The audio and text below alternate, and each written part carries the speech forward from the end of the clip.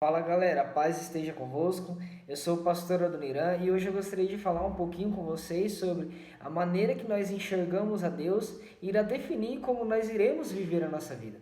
Entenda que o povo de Israel, eles enxergavam a Deus como uma pessoa que iria sempre punir eles, sempre castigar eles. E detalhe, o povo de Israel sempre se lembrava de Deus quando eles precisavam de algo.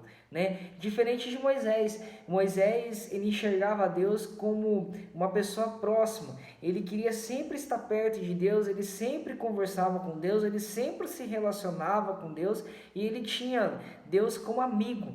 Em Números, a Bíblia vai dizer que Deus olha para Moisés e fala bem assim: olha, com meu servo Moisés, eu converso face a face. Ou seja, Moisés, ele era amigo de Deus. E por ele ser amigo de Deus, ele simplesmente, se aproximava cada vez mais e mais de Deus, porque a maneira que Moisés olhava para Deus era uma maneira próxima, uma maneira de amizade, uma maneira que poderia se relacionar. Entenda que também Deus, ele sempre quis se aproximar do povo de Israel. Teve uma certa ocasião que Deus, ele simplesmente desceu no monte Sinai e o povo ficou com medo de Deus, com medo da presença de Deus. Então o povo de Israel simplesmente olha para Moisés e fala assim: Moisés, quando você falar, nós vamos entender que é Deus falando, porque o povo, ele simplesmente se distanciou de Deus justamente pelo medo que eles tinham, justamente pelos receios que eles tinham de ficar próximo de Deus. Então entenda que se você viver a sua vida baseada em sentir medo de Deus, sabe, isso vai deixar você sempre distante, sempre afastado de Deus. Entenda que temor é diferente de medo. Temor significa respeito.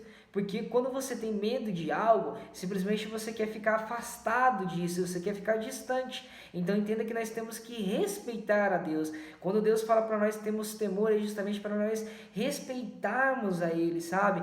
Então, comece a enxergar a Deus de uma forma diferente. Saiba que Deus, ele é seu amigo. Deus, ele ama você.